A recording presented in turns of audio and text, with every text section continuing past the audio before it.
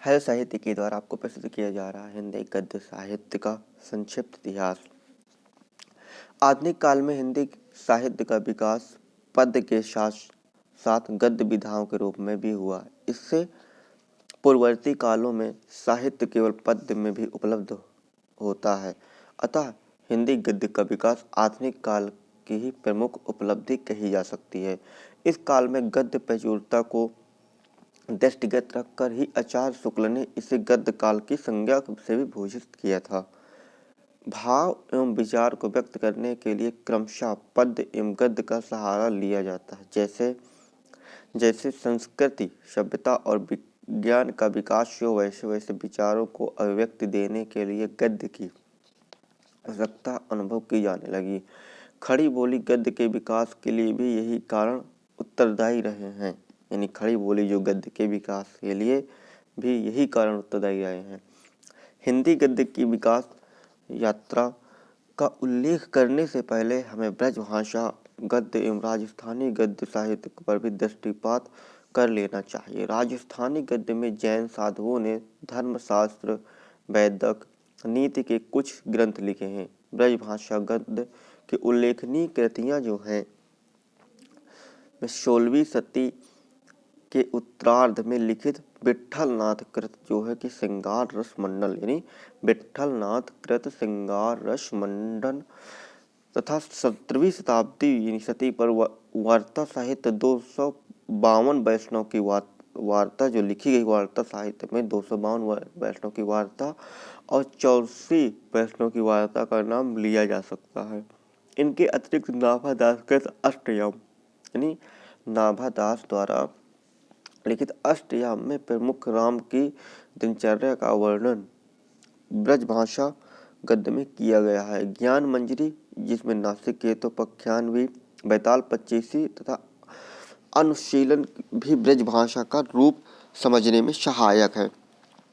खड़ी बोली गद्य की सर्वप्रथम महत्वपूर्ण रचना चंद छंद वर्णन की महिमा है, जिसकी रचना अकबर के दरबारी कवि गंग द्वारा की गई थी। इसका रचना काल सन 1570 ईस्वी में माना जाता है। कवि गंग द्वारा लिखित रचना काल चंद छंद वर्णन की महिमा जो है वह कब कही गई थी? 1570 में माना जाता है। और 1761 में राम प्रसाद निरंजनी ने भाषा योग वशिष्ठ की रचना की थी। किसकी? भाषा योग वशिष्ठ की रचना की थी। इस पुस्तक के विभिन्न संस्करणों में भाषा का अंतर दिखाई पड़ता है। निरंजनी जी का कार्य पटियाला दरबार में सेवा करते हुए महारानी जी की को कथा बाँचकर सुनाना था। इस ग्रंथ की भाषा एक एक नमूना प्रस्तुत है। प्रथम परम ब्रह्मा परमात्मा को नमस्कार है, जिसमें सब भासते हैं और जिसमें सब लीन और स्थित होते हैं। 1766 ईस्वी में दौलत राम जैन ने पद्म पुराण वचनिका में राम कथा खड़ी बोली में वर्णन किया है। इसकी भाषा का स्वरूप इस प्रकार है। कैसे हैं श्री राम, लक्ष्मी कर आलिंगित है, जिनका हृदय और प्रफुल्लित है, मुख रूपी कमल जिनका महापुण्यधिकारी है, महापुण्यवान है, गुण के मंदिर है, उदार है चरित्र जिनका। यानी इस प्रकार की लैंग्वेज में यानी भाषा में उन्होंने जो राम पद्म पुराण वचनिका लिखा है, राम कथा खड़ी बोली में लिखा है।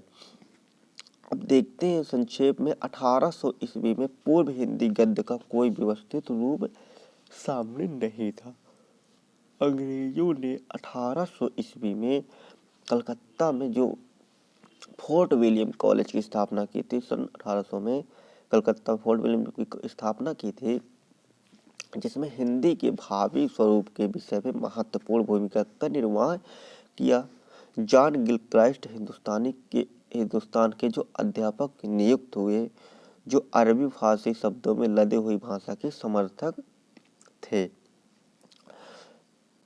यानी सन 1824 में जब विलियम प्राइस की नियुक्ति हिंदुस्तानी विभाग के अध्यक्ष के रूप में इस कॉलेज में हुई, तब उन्होंने उर्दू के स्थान पर हिंदी का महत्व दिया और ईसाई 1824 में विलियम प्राइस की नियुक्ति में हिंदुस्तानी विभाग के अध्यक्ष के रूप में हुई और इस कॉलेज में जब उन्होंने उर्दू के स्थान पर हिंदी को महत्व प्रदान किया तो ईसाई मिशनरियों ने भी धर्म प्रचार के लिए हिंदी में पुस्तकें तैयार की। जॉन गिलक्राइस्ट के समय में भी फोर्ट विलियम कॉलेज में लल्लूलाल और सदल मिश्र भाषा मुंशी थे। जॉन गिलक्राइस्ट ने देसी भाषा की गद्य पुस्तकें तैयार कराने की व्यवस्था करने के लिए उर्दू और हिंदी के लिए अलग अलग प्रबंध किए और लल्लूलाल जी ने खड़ी बोली में गद्य में प्रेम सागर और सदल मिश्र ने नासिक के तोपख्यान लिखा था। आचार्य शुक्ल ने इस काल में खड़ी बोली गद्य के प्रसार के लिए जिन 4 महानुभावों को श्रेय दिया है उनके बारे में लिखा है कि खड़ी बोली गद्य को एक साथ आगे बढ़ाने वाले 4 महानुभाव हुए हैं, जैसे कि मुंशी सदा शुक्लाल, सैयद इंसा अल्लाह खां, लल्लूलाल और सदल मिश्र। ये चारों लेखक संवत 1860 के आसपास हुए। ये चारों लेखक जो है 1860 के आसपास हुए, जैसे कि मुंशी सदा शुक्लाल, सैयद इंसा अल्लाह खां, लल्लूलाल और सदल मिश्र। मुंशी सदा शुक्लाल ने हिंदी गद्य में संस्कृत शब्दों का पुट बराबर बनाए रखना और खड़ी बोली का वह रूप लिखा जो कथावाचकों अथवा पंडितों की भाषा का था। उन्होंने हिंदुओं की विशिष्ट बोलचाल की भाषा ग्रहण की और उर्दू के प्रभाव में अछूते रहे। उनकी जो भाषा का एक नमूना द्रष्टव्य है कि यद्यपि ऐसे विचार से हमें लोग नास्तिक कहेंगे, हमें इस बात का डर नहीं है, जो बात सत्य हो उसे कहना चाहिए। कोई बुरा माने कि भला माने, विद्या इस हेतु पढ़ते हैं कि तात्पर्य है इसका सत्ववृत्ति कि वह प्राप्त हो, उसे निज स्वरूप में लाए हुजिए। यानी उन्होंने कहा कि हम जो सत्य है वही बताएंगे, कोई हमें नास्तिक माने या आस्तिक माने, इससे में कोई प्रभाव नहीं पड़ता है। इसी पर इंसा लखा उर्दू के प्रसिद्ध शायर थे। इन्होंने रानी केतकी की कहानी की रचना का उद्देश्य स्पष्ट करते हुए कहा कि कोई कहानी ऐसी कहिए जिसमें हिंदवी छोड़ किसी बोली का पुट ना मिले, बाहर की बोली और गंवारी कुछ उसके बीच में ना हो, हिंदवीपन भी ना निकले और भाकापन भी ना हो।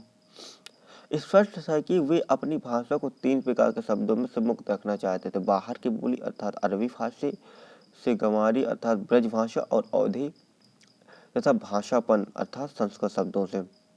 इनकी भाषा मुहावरेदार, चरपटी तथा चलती हुई है प्रथा अथा इस बात पर पानी डाल दो नहीं तो, जैसे कि उन्होंने कहा है कि इस बात पर पानी डाल दो नहीं तो पछताओगी और अपना किया पाओगी। तुम्हारी जो कुछ अच्छी बात होती तो मेरे मुंह में जीते जी ना निकलती, पर यह बात तो मेरे पेट में नहीं पच सकती। इस प्रकार के उनको कहानी के जो शब्द है उससे पता चलता है कि भाषा नॉर्मल है।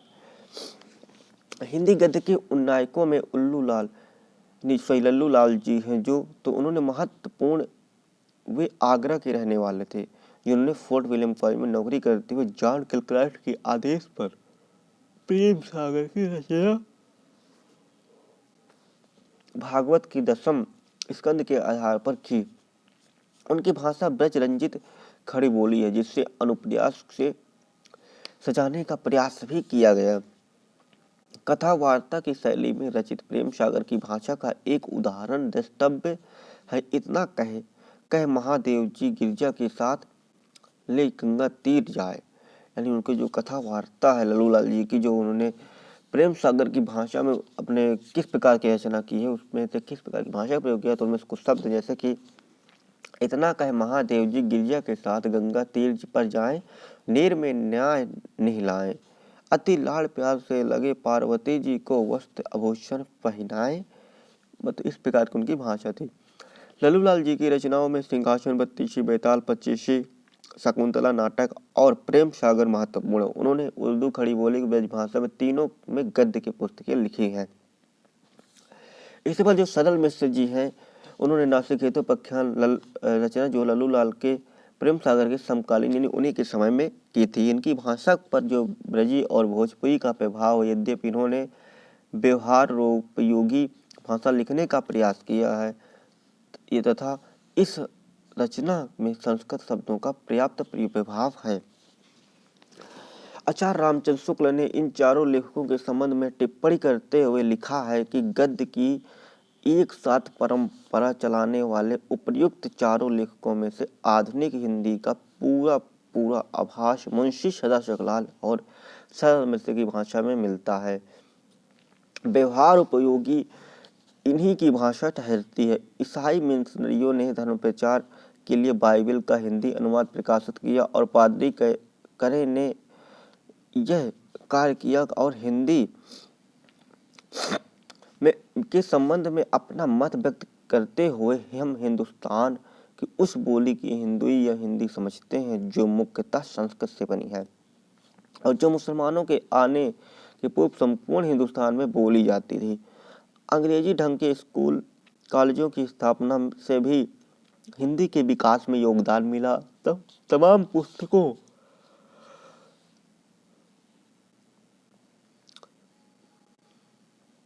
यानी कई सारी पुस्तकों को विद्यार्थियों के लिए हिंदी में लिखा गया।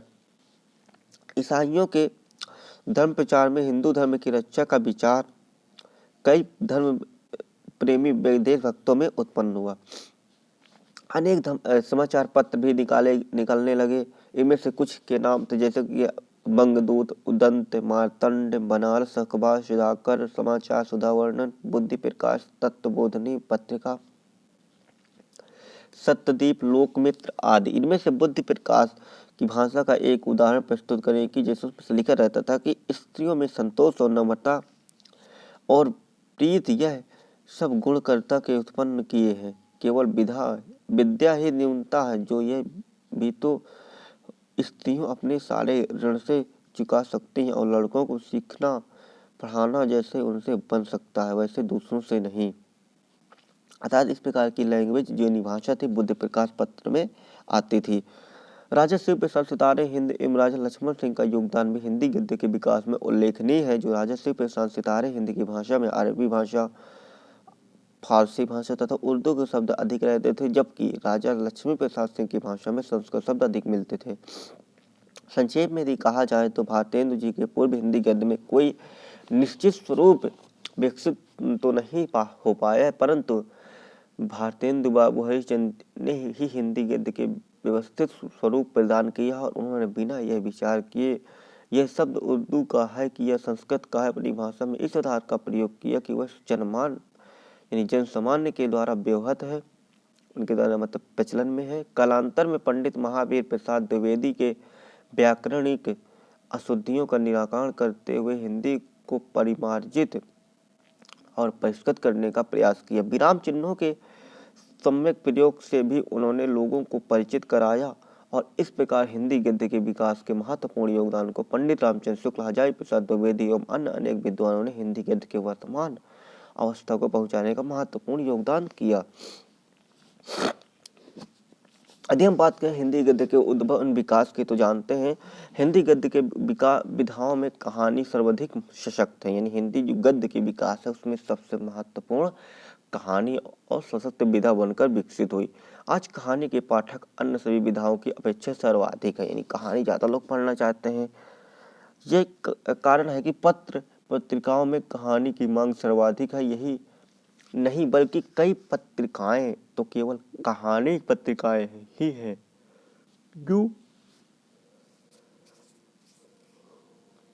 जो समकालीन कथाकारों की स्त्री कहानियों के रूप में यानी जो समकालीन जो कथाकार हैं उनकी स्त्री कहानियों के साथ साथ उभरते हुए कहानीकारों की कहानियां भी प्रकाशित करती हैं। विगत 122 वर्षों में हिंदी कहानी ने जो आशातीत प्रगति की है वह उत्साह वर्धक है। अन्य सभी गद्य विधाओं की अपेक्षा आज की हिंदी कहानी में युगबोध की क्षमता सर्वाधिक दिखाई पड़ती है। उपन्यास और कहानी दोनों में ही कथा का तत्व विद्यमान होता है। यानी उपन्यास और कहानी जो होती है दोनों में कथा का तत्व विद्यमान होता है। अतः शुरू में लोगों की जो यह धारणा थी कि उपन्यास और कहानी में मात्र आकार का ही भेद है, किंतु अब यह धारणा निर्मूल सिद्ध हो चुकी है। जो जो कहानी की शिल्प विधि का विकास होता गया त्यों त्यों उपन्यास से उसका पार्थक्य भी अलग झलकने लगा। वस्तुतः कहानी में जीवन की किसी एक अंग का संवेदना की व्यक्ति होती है, जबकि उपन्यास में जीवन के समग्रता का अंकन किया जाता है। एक प्रकार की कहानी की मूल आत्मा एक संवेदना का प्रभाव है। कहानी का प्रमुख उद्देश्य भी कम से कम शब्दों में उस प्रभाव को अभिव्यक्त करना होता मात्र है। ब्लेटज हेमिस्टन में कहानी की परिभाषा देते हुए उन्होंने एक अपना कथन कहा है।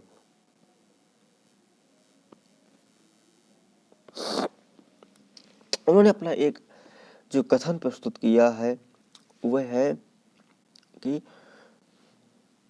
The aim of a short story is to produce a single effect with the greatest economics of word। यानी हिंदी में यदि कहा जाए तो विख्यात कवि एवं कथाकार अज्ञे ने भी कहा है कि कहानी एक सूक्ष्मदर्शी यंत्र है जिसके नीचे मानवीय अस्तित्व को दृश्य खुलता है। हिंदी कहानी के विकास की यात्रा शुरुआत 1900 ईस्वी के आसपास ही मानना उचित होगा, क्योंकि इससे पूर्व जो हिंदी में कहानी जैसी भी किसी विधा का सूत्रपात नहीं हुआ था। हिंदी की प्रथम कहानी कौन सी है, यह एक विवाद प्रश्न है। इस संबंध में जिन कहानियों का नाम लिया जाता है, जैसे रानी केतकी की कहानी, मुंशी इंशाअल्लाह खां, राजा भोज का सपना, शिव प्रसाद सितारे हिंद, इंदुमती, किशोरी लाल गोस्वामी, दुलाई वाला, बंगम बहिल, एक टोकरी भर मिट्टी, माधव सप्रे और 11 वर्ष का समय आचार्य रामचंद्र शुक्ल। आचार्य रामचंद्र शुक्ल 11 वर्ष का समय को मानते हैं पहली कहानी, एक टोकरी भर मिट्टी माधवराव सप्रे मानते हैं, दुलाई वाली बंगम महिला को किशोरी लाल गोस्वामी मानते हैं, राजा भोज का सपना से सितारे हिंद मानते हैं और इंशाअल्लाह खाजी रानी केतकी की कहानी को मानते हैं। ये माना जाए इसमें से प्रथम दो में कहानी कला की तत्व विद्यमान नहीं है, इसलिए इन्हें हिंदी कहानी का श्रेय में नहीं रखा जा सकता। आचार्य रामचंद्र शुक्ल ने इंदुमती को ही, आचार्य रामचंद्र शुक्ल जो है उन्होंने इंदुमती को ही हिंदी की पहली मौलिक कहानी माना है, जिसका प्रकाशन 1900 में सरस्वती पत्रिका में हुआ था। किंतु शिवदान सिंह चौहान के अनुसार यह कहानी शेक्सपियर के टेम्पेस्ट का अनुवादक है, अतः मौलिक रचना नहीं कही जा सकती। सरस्वती पत्रिका में सन 1903 में रामचंद्र शुक्ल की कहानी 11 वर्ष का समय प्रकाशित हुआ तथा सन 1907 में बंग महिला की दुलाई वाली कहानी प्रकाशित हुई।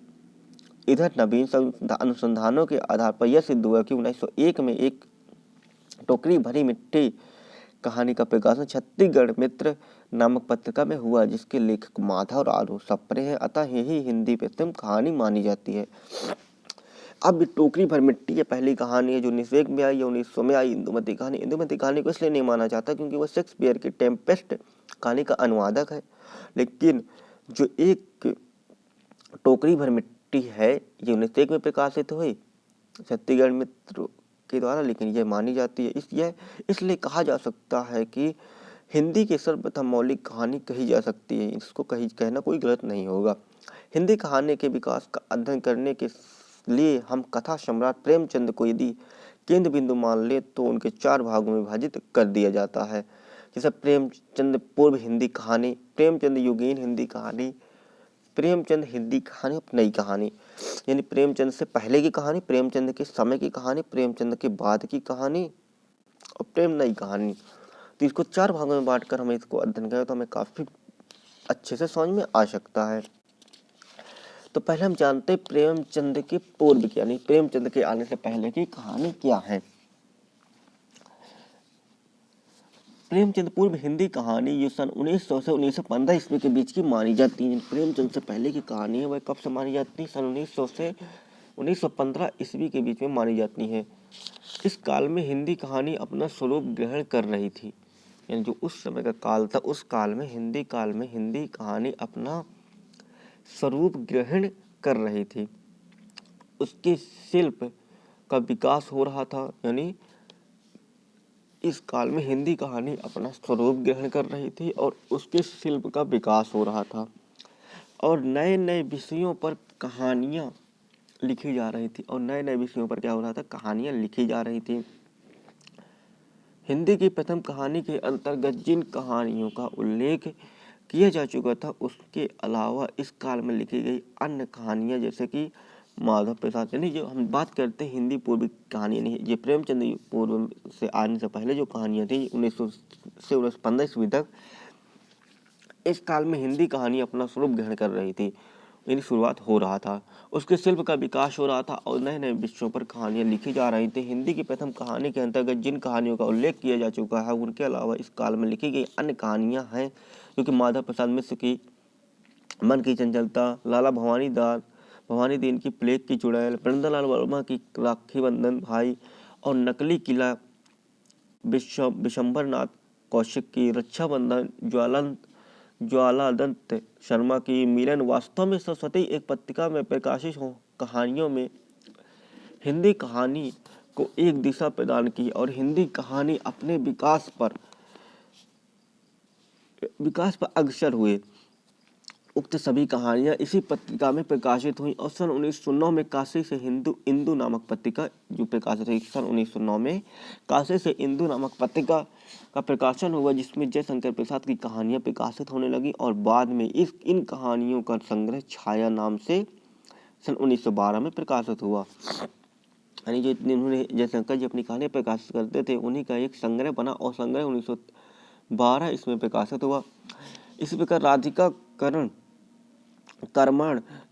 करमण प्रसाद की कहानी कानों में कंगना की भी हिंदू में जो इंदु में सन 1913 में प्रकाशित हुई। सन 1918 में काशी से हिंदी गल्प माला नामक पत्रिका का प्रकाशन शुरू हुआ, जिसमें हरिप्रसाद जी के कहानियों के अलावा इलाचंद जोशी एवं गंगा प्रसाद श्रीवास्तव की कहानियों की छपने लगी। और उसी में यदि बात करते हुए 1912 में जब राधिका मण के प्रसाद कहानी को कंगना की इंदु के साथ 1917 प्रकाशित हुई और 1918 में काशी में हिंदी गल्प माला नामक पत्रिका का प्रकाशन हुआ, जिसके महाप्रसाद जी की कहानियों के अलावा इलाचंद जोशी एवं गंगा प्रसाद श्रीवास्तव की कहानियां भी छपने लगी थी। तो प्रेमचंद जी की कुछ कहानियों भी सरस्वती में इस काल में छपने लगी थी। इन कहानियों का विषय प्रेम, समाज सुधार, नीति उपदेशक आदि के जुड़ा हुआ था। यदि चंद शर्मा गुलेरी इस काल में सर्वश्रेष्ठ कहानी कहे जा सकते हैं, क्योंकि प्रेमचंद से पहले के जो थे वो चंद्रधर शर्मा गुलेरी इस काल के प्रमुख कहानीकार कहे जा सकते हैं। उन्होंने मात्र 3 कहानियां लिखी है। उसने कहा था सुखमय जीवन, बुद्धू का कांटा, इसमें जो उसने कहा था का प्रकाशन सन 1915 में सरस्वती में हुआ और कथ्य शिल्प दोनों में ही दृष्टिगत से ये अपने युग की सर्वश्रेष्ठ कहानी कही जा सकती है। और कहानी का मूल विषय है कि आदर्श प्रेम तो त्याग बलिदान हेतु प्रेरित करता है। इस दृष्टि से भी यह सशक्त एवं प्रभावपूर्ण कहानी मानी गई है। हिंदी कथा यात्रा के इस प्रथम चरण में कहानी अभी बाल्यावस्था में ही थी। प्रेमचंद के आगमन से पहले हिंदी कहानी का कोई सशक्त रूप नहीं उभर सका, किंतु अपवाद रूप से गुलेरी जी और प्रसाद जी की कहानियों को लिया जा सकता है। इस प्रकार हिंदी कहानी का विकास लगभग 1900 से शुरू होकर धीरे धीरे मौलिक स्वरूप की स्वतंत्र सत्ता ग्रहण करने लगा और उसने कहा था कहानी को हिंदी कहानी के विकास में प्रथम समापन महत्वपूर्ण उपलब्धि कहा जाता है। चंद्रधर शर्मा की गुलेरी जी द्वारा लिखी 1900 में उसने कहा था कहानी काफी प्रेमचंद से पूर्व की महत्वपूर्ण कहानी मानी जाती है। अब हम जानते हैं प्रेमचंद योगीन कहानी जो 1916 से लेकर के 1936 तक का समय में रहा। तो प्रेमचंद हिंदी युग के प्रवर्तक कहानी माने जाते हैं। प्रेमचंद जी हैं जो हिंदी युग के प्रवर्तक कहानीकार माने जाते हैं। पहले वो नवाब राय के नाम से उर्दू में लिखते थे। नहीं, प्रेमचंद जी थे वो कहानी युग के हिंदी युग के प्रवर्तक कहानीकार माने जाते हैं और पहले वे नवाब राय के नाम से उर्दू में लिखते थे कहानियाँ। उर्दू में लिखा उनका कहानी संग्रह सोजे वतन 1907 ईस्वी में प्रकाशित हुआ और स्वतंत्र भावना से सरोबार होने के कारण इस संकलन को अंग्रेज सरकार ने जब्त कर लिया। 1907 में जब ये सोजे वतन प्रकाशित हुआ और अंग्रेज सरकार ने इसे जब्त कर लिया और कालांतर में हिंदी में प्रेमचंद का नाम लिखने लगे और उनका यह नाम कथा साहित्य में अमर हो गया। उनकी पहली कहानी पंच परमेश्वर सन 1916 में प्रकाशित हुई और अंतिम कफन 1936 में। उनकी जो पहली कहानी हिंदी में जो पहली कहानी उन्होंने लिखी थी पंच परमेश्वर, कब प्रकाशित हुई? 1916 में प्रकाशित हुई। और उनकी जो अंतिम कहानी कफन है वह कब प्रकाशित हुई? तो वह आपकी उनकी 1936 में प्रकाशित हुई। इस काल में प्रेमचंद युग कहना उचित होगा, क्योंकि मुंशी प्रेमचंद अपने जीवन काल में लगभग 300 कहानियों की रचना की है, जो मानसरोवर 6 खंडों में प्रकाशित हुआ।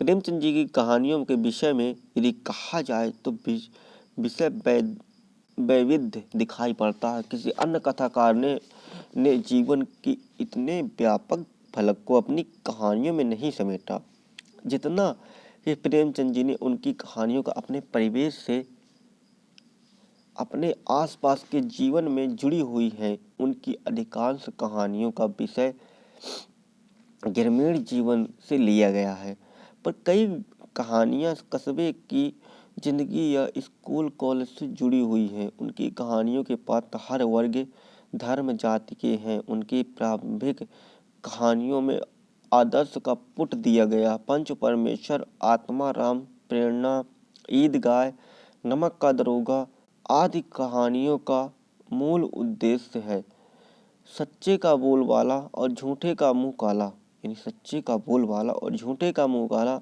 जबकि परवर्ती कहानियां यथा पूस की रात और कफन तक आते आते उनका दृष्टिकोण परिवर्तित हो गया। अब वे जीवन के यथार्थ से जुड़े गए थे और यह स्पष्ट है कि उनकी पहले वाली कहानियां आदर्शवादी हैं और बाद में लिखी गई कहानियां यथार्थवादी। और इसके बाद जो सन 1930 में 1936 का समय था तक के कालखंड में प्रेमचंद की कहानी की कला उत्कर्ष काल है। और इस काल में कहानियों में मनोवैज्ञानिक विश्लेषण तथा जीवन के यथार्थ का चित्रण किया है। इन कहानियों में कथानक और घटनाओं को उनका उतना महत्व नहीं दिया गया जितना कहानी की मूल संवेदना को पाठकों तक पहुंचाने की ओर ध्यान दिया जाता था। कफन और पूस की रात इस वर्ग की कहानी है और प्रेमचंद के प्रमुख कहानियों में से पंच परमेश्वर, बूढ़ी काकी, गृहदाह परीक्षा, आप बीती, सवा से गेहूं, आत्मा राम, सुजान भगत, माता का हृदय, काजाकी, शतरंज के खिलाड़ी, बड़े भाई साहब, नशा, ठाकुर का कुआं, ईदगाह, लॉटरी, पूस की रात और कफन के नाम लिए जा सकते हैं। प्रेमचंद के तत्कालीन यानी प्रेमचंद के समकालीन की बात करें तो कहानीकारों में से जैसे विशंबर नाथ शर्मा, कौशिक, सुदर्शन, जयशंकर प्रसाद, चतुर्सेन शास्त्री, राय कृष्णदास, पांडे बेचैन शर्मा उग्र जिनको कहा जाता था, भगवती प्रसाद, वाजपेयी, जैनेन्द्र अज्ञे, इलाचंद जोशी, यशपाल आदि उल्लेखनीय हैं। कौशिक जी की प्रथम कहानी रक्षाबंधन सन 1912 में प्रकाशित हुई है। कौशिक जी के द्वारा लिखित प्रथम कहानी थी रक्षाबंधन, सन 1912 में प्रकाशित हो चुकी थी। तथा उनकी कहानी कलम में निखार बाद में ही आया। उन्होंने लगभग 200 कहानियां लिखी हैं, जो गल्प मंदिर, चित्रशाला, प्रेम प्रतिभा, मणि माला, कल्लो संग्रह में संकलित है। उनकी कहानियों का विषय सामाजिक समस्याओं, दहेज प्रथा, पर्दा प्रथा, बाल विवाह और अंधविश्वास आदि से जुड़ा हुआ है। ताई, रक्षाबंधन, विधवा, कर्तव्य बल, विद्रोही, पतिपातन, पतित पावन उनकी विख्यात कहानियां हैं। इसके बाद बात करते हैं सुदर्शन जी की। सुदर्शन ने अपनी कहानियों का विषय जो चुना यानी विषम था। विषम विषय जीवन में ज्वलंत समस्याओं को बनाया और उन्होंने सुदर्शन जी ने अपनी कहानियों का विषय ज्वलंत समस्याओं को बनाया। उनके कहानी संग्रहों के नाम हैं सुदर्शन सुधा, सुदर्शन सुमन, पुष्पलता, सुप्रभात, तीर्थ यात्रा, कल्प मंजरी, परिवर्तन, पनघट आदि। इन संग्रहों की कुछ प्रसिद्ध एवं चर्चित कहानियां हैं। हार की जीत, कवि की स्त्री, प्रेम तरु, दो मित्र, एथेंस का सत्यार्थी, पत्थरों का सौदागर और कमल की बेटी आदि जो हैं यानी आदि प्रेमचंद युग के एक प्रतिभाशाली कथाकार के रूप में हैं। जयशंकर प्रसाद का नाम लिया जाता है, जो उनके लेकिन लिया जाता है लेकिन उनके 5 कहानी संग्रह प्रकाशित हुए, छाया, प्रतिध्वनि, आकाशदीप आदि और इंद्रजाल। कुल मिलाकर 59 कहानियाँ इन संकलों में संकलित की गई और उनकी कहानियों में अनुभूति की तीव्रता, काव्यात्मकता, प्रेम चित्रण, प्रकृति चित्रण एवं कल्पना की प्रचुरता विद्यमान है। उनकी कुछ कहानियों में ऐतिहासिक, देशकाल एवं वातावरण की सफल प्रस्तुति की गई है। प्रथम प्रसाद जी की जो उल्लेखनीय कहानियां हैं, पुरस्कार, इंद्रजाल, आकाशदीप, ममता, मधुआ, देवरथ, बेड़ी, प्रतिध्वनि आदि, सालवती आदि। आचार्य चतुर्सेन शास्त्री ने ऐतिहासिक विषयों पर भी धार्मिक कहानियों की रचना की है। आचार्य चतुर्सेन शास्त्री जी ने ऐतिहासिक विषयों पर मार्मिक कहानियां की रचना की है। अम्बबालिका, मिछुराज, सिंहगढ़ विजय, पन्नाध्याय, रूठी रानी और इसके साथ उन्होंने अन्य भी रचनाएं की हैं, जैसे कि दे खुदा की राह पर आदि उनके प्रमुख रचना कहानियां हैं। और राय कृष्णदास भी प्रसाद परंपरा के कहानी लेखक हैं। उपेंद्र नाथ अश्क ने मध्यवर्ती जो मध्य वर्गीय के जीवन के अपनी कहानियों के विषय में चुने हैं और समाज की कुरीतियां, आंदोलन एवं कुंठाओं को भी उनके कहानियों में अभिव्यक्त मिली। अश्क जी की बात करें तो अश्क के प्रमुख कहानी संग्रह है निशानियाँ। जो अश्क जी के प्रमुख कहानी संग्रह है निशानियाँ और दो धारा। इसी पर भगवती प्रसाद वाजपेयी ने लगभग 300 कहानियाँ लिखी हैं, जिनमें से सामाजिक यथार्थ का चित्रण हुआ है और इन कहानियों में विषय वैविध्य की अछूत समस्या, विधवा विवाह, वेश्या समस्या जैसी अनेक समस्याओं को इन कहानियों में उठाया गया है। प्रेमचंद युगीन कहानीकारों में से पांडे बेचन शर्मा उग्र जिनको कहा जाता है, पांडे बेचन शर्मा जी ने उल्लेखनीय कथाकार हैं और उनकी कहानियों के अनेक संकलन प्रकाश में आए। चिनगारियों, शैतान मंडनी, बलात्कार, इंद्रधनुष, चॉकलेट, दोजक की आग आदि सामाजिक यथार्थ को नग्न रूप से पेश करते हैं और वे सिद्धास्थ कथाकार माने जा सकते हैं। राधिका रमण विकास सिंह की जो कई कहानियाँ इस काल में प्रसिद्ध हो चुकी हैं, कानों में कंगना, दरिंद्र नारायण और पैसे और घुंघनी उनकी प्रसिद्ध कहानियाँ। इसका संग्रहण गांधी टोपी नामक संग्रह में किया गया है और इस काल में कुछ अन्य कहानीकार हैं, राहुल संकृत्यान, सतमी के बच्चे, सुभद्रा कुमारी चौहान, बिखरे मोती एवं उन्मादिनी संग्रह, शिवरानी देवी, कौमुदी, उषा देवी मित्रा, चंद्रगुप्त विद्यालंकर, विष्णु प्रभाकर आदि। उपयुक्त विवेचन के आधार पर यह कहा जा सकता है कि प्रेमचंद युग में कहानी ने अपने स्वरूप को संवारने एवं निखारने का काम किया है। उसमें विषय वैविध्य एवं शिल्प सजगता का विकास हुआ आदि। इस काल में कहानियों का एक कहानीकार वर्गीकरण करें तो उन्हें 3 वर्गों में विभक्त किया जा सकता है। प्रथम वर्ग में अंतर्मुख परंपरा की कहानी जिनका प्रतिनिधित्व करते जयशंकर प्रसाद, और द्वितीय वर्ग में बहिर्मुखी परंपरा के प्रतिनिधि कथाकार और प्रेमचंद, तृतीय वर्ग में मध्यवर्ती परंपरा की कहानी के लेखक का प्रतिनिधित्व सुदर्शन करते हैं। इस काल में कहानियों के पारिवारिक, सामाजिक, राजनीतिक समस्याओं का चित्रण ही प्रधान रूप से है।